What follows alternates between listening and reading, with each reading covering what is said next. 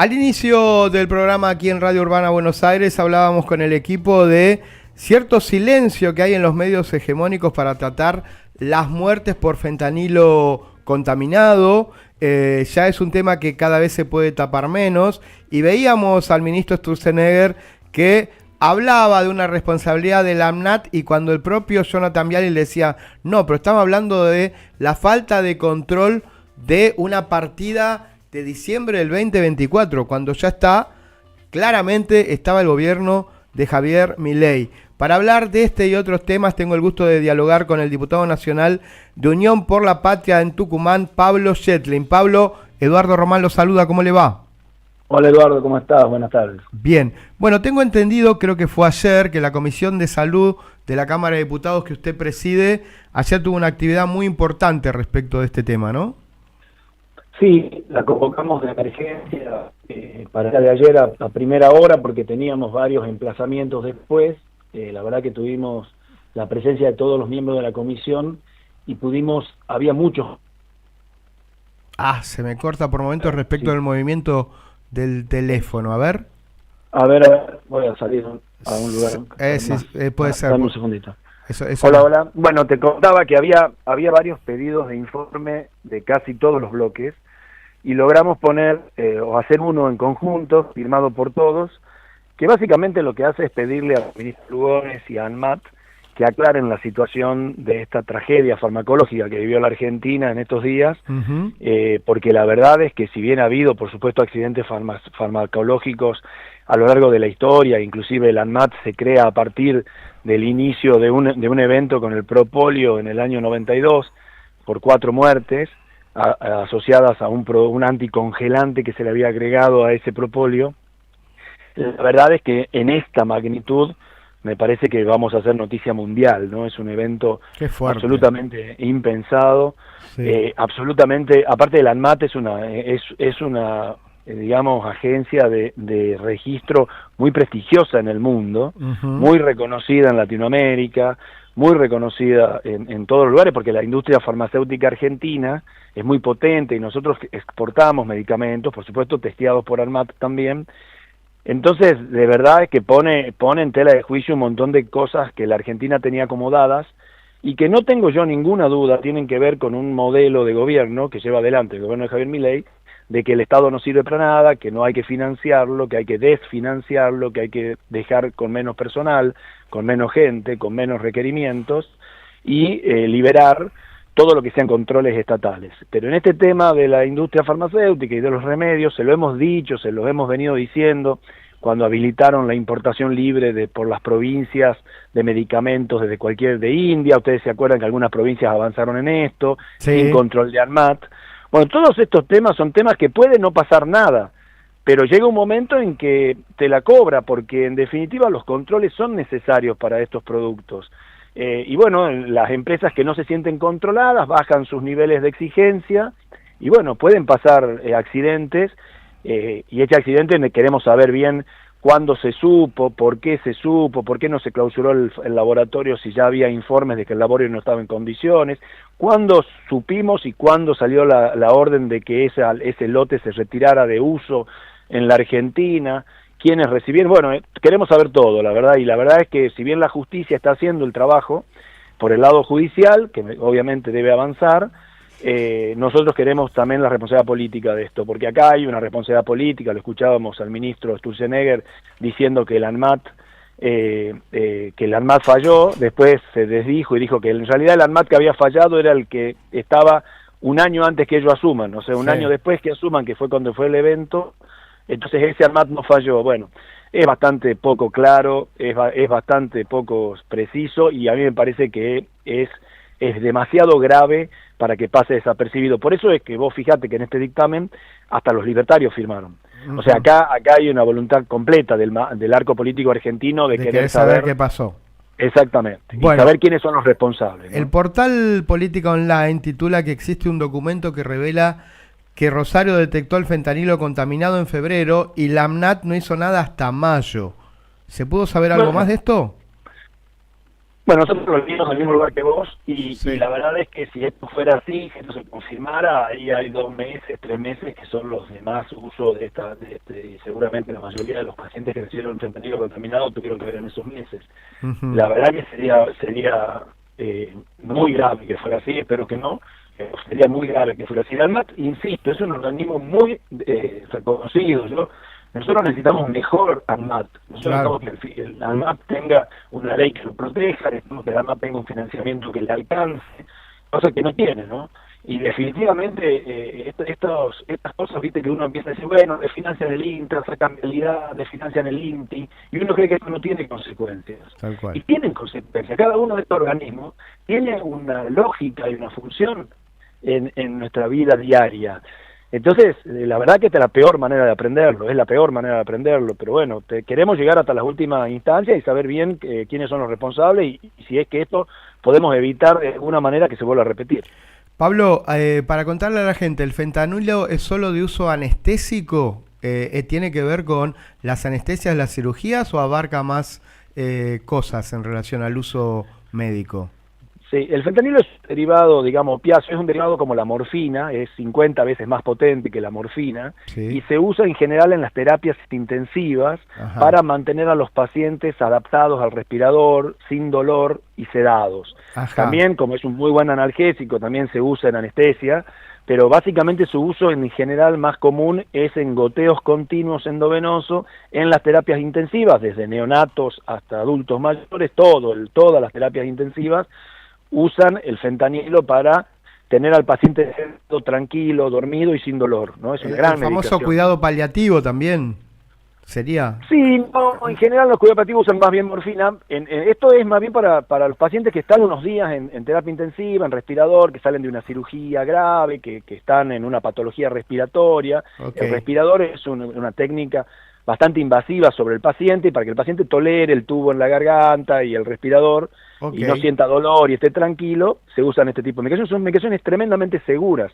Acá no hay un problema con el fentanilo, ¿eh? Lo que tenemos acá es un problema que ese fentanilo se contaminó con una bacteria, Ajá. con 2 bacterias para ser más precisos, Wow. y estas bacterias generaron infecciones Sí. en los pacientes que en algunos casos generaron infecciones muy graves y muerte. Entonces lo que tenemos en realidad no es un problema de la droga, del fentanilo en sí misma, sino de una contaminación que Claro. lo que tenemos que averiguar bien es por qué pasó, porque las prácticas correctas de buena manufactura farmacéutica, farmacológica, justamente previenen en ampollas, sobre todo endovenosas, que éstas se contaminen. Entonces acá ha habido algún error en algún momento en la producción de esta medicación. Sin tener tan en claro de qué partidas hablamos o a partir de cuándo, desde dónde fue este suministro, ¿por qué es que siguen apareciendo muertes de manera progresiva? Porque se hace ya no hay, es muy importante que la gente entienda que ya no hay ampollas de fentanilo contaminada hoy en las terapias intensivas de Argentina. Todo este Okay. lote ha sido retirado. Pero aparecen las historias, en las historias clínicas de pacientes que empiezan ante esta eventualidad y ante los lugares donde sabemos que hubo ampollas, pacientes que en esas fechas fallecieron, son pacientes graves que están en terapia y que tenían infecciones, entonces se empieza a investigar si la infección fue producida por este germen, y entonces si esto es así, se confirmaría, se empiezan a confirmar casos pues están por lo menos en investigación, casos probables de pacientes que se infectaron en base a estas ampollas. Entonces es más bien un tema de que empiezan, más que aparecen nuevos casos, es que se descubre que algunos casos Claro. graves, que hayan fallecido. Sobre o no, casos ya de gente fallecida o no, pero estamos como poniéndole ahora la lupa a situaciones que ya sucedieron. Exactamente, Okay. exactamente. Okay. Que los argentinos tienen que estar tranquilos hoy, Sí. y yo me hubiera Eso es un encantado título. que este informe lo diga el ministro de Salud de la Nación y no yo, pero acá lo que necesitamos es que se diga claramente, y entiendo que es así, porque esta es la información que nosotros tenemos, no hay ampollas de fentanilo contaminada hoy en uso en la Argentina, se han retirado todas. Era un lote, eran 2 lotes los contaminados, uno no se distribuyó. El lote que se distribuyó, que eran cerca de 150.000 ampollas, Ujú. se recuperaron casi 100.000, o sea, y las otras fueron las que se usaron. No hay ampollas hoy de este lote, y si las hubiera nadie las usaría, digamos. Okay. O sea, que hay Okay. que hay que quedarse tranquilos, porque hoy seguramente, a lo largo y ancho de Argentina, los que nos escuchan saben que muchos de sus parientes, pacientes, están siendo medicados con fentanilo, por supuesto. ¿Van a intentar o van a lograr que el ministro Lugones vaya a la Cámara o solo es un pedido por escrito? Esto es un pedido por escrito, Sí. Veremos si contesta y bueno, ojalá las respuestas sean suficientes y si no... Claro, bueno, por eso tiene el insistiremos. consenso de los libertarios también. Sí, lo que es cierto es que nosotros ya hemos intentado que el ministro Lugones venga por otros temas y nunca lo hemos conseguido, así que... Ujú. Cuando decidimos ver si lo podíamos entrevistar, había otro tema también que queríamos plantear, es que usted había hablado de prácticas oscuras como una denuncia respecto de esta cuestión de impedir todo el tiempo que las leyes que salen de la Cámara sean vetadas, ¿no? El veto serial del presidente de la Nación. Como planteando, bueno, no se puede abusar de esta herramienta constitucional que es el veto, porque ahora el presidente está vetando todo lo que sale de manera legislativa. ¿Por qué no nos amplía un poquitito? Claro, nuestro sistema republicano establece que las leyes salen por, salvo algunas raras excepciones de leyes muy particulares, salen por la mayoría simple de ambas cámaras. O sea que si ustedes tienen la mayoría de los diputados y la mayoría de los senadores para determinada ley, esa ley se transforma en ley. Cuando el presidente veta estas leyes, para poder insistir, hace falta 2/3 de las cámaras para poder sacar una ley. Claro. En los hechos, este veto está pensado en nuestro sistema constitucional como una excepción, como un evento, te diría casi un resabio monárquico de la posibilidad de vetar frente a alguna situación muy particular. Ahora, el uso sistemático de esta práctica es definitivamente antirrepublicana, no es el espíritu de nuestra Constitución usarlo de esta manera y obliga a mayorías especiales muy intensas para poder sacar una norma, Claro. no es el sentido. Y esto, pero no es la única práctica, porque también el hecho de no llamar o no convocar a la Comisión de Presupuesto a los proyectos de ley que tienen giro y que haya que emplazarla a la comisión para que sea la única manera de que trabaje, también es un desastre y también está mal. Ujú. Como estuvo mal también no definir el tema de quién dirige la Comisión Libre. Y así podríamos seguir en un gobierno que ha hecho de las prácticas irregulares, digamos, ajustadas con muchas comillas a un reglamento leído de una manera muy particular, porque si esto se popularizara en la Argentina, entonces ningún gobierno nunca más podría sacar una ley por mayoría simple. Tal cual, tal cual, porque cualquier Por el presidente mismo puede sistema. estar tentado a que no quiere admitir Claro. nada que le salga Claro. por el Parlamento, como que el Parlamento estaría dibujado, ¿no? Que no pasó nunca, ¿no? O sea, nunca Sí. pasó. Nunca en ningún gobierno anterior de cualquier signo político se usó esta herramienta de esta manera. Ujú. De esta manera. Entonces me parece que hay que tener un poquito de precaución y advertencia sobre estos temas porque generan una historia que no es la mejor para el sistema republicano argentino. Bueno, el tema del cierre de listas en Tucumán.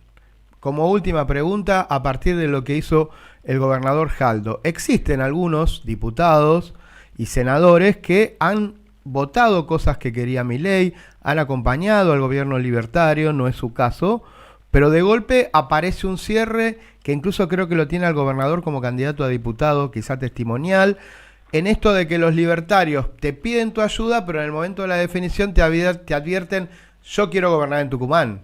Con lo cual ahora parece que estén peleados los que estuvieron amigos durante 1 año y medio. ¿Qué pasó?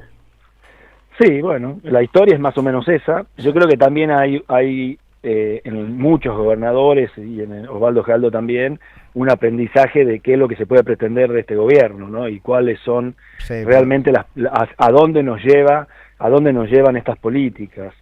Yo no coincido, pero la verdad es que a mí me parece que el hecho de que a los números de nuestras encuestas, el hecho de que vayamos unidos, vamos a decir entre comillas, el peronismo del gobernador y el antimileísmo más estricto, nos permite aventurar que en Tucumán vamos a ganar, que el peronismo va a ganar en la provincia, y nosotros hemos intercalado los candidatos, cosa de que garantizamos que cada uno de los 2 espacios tenga un diputado en la Cámara.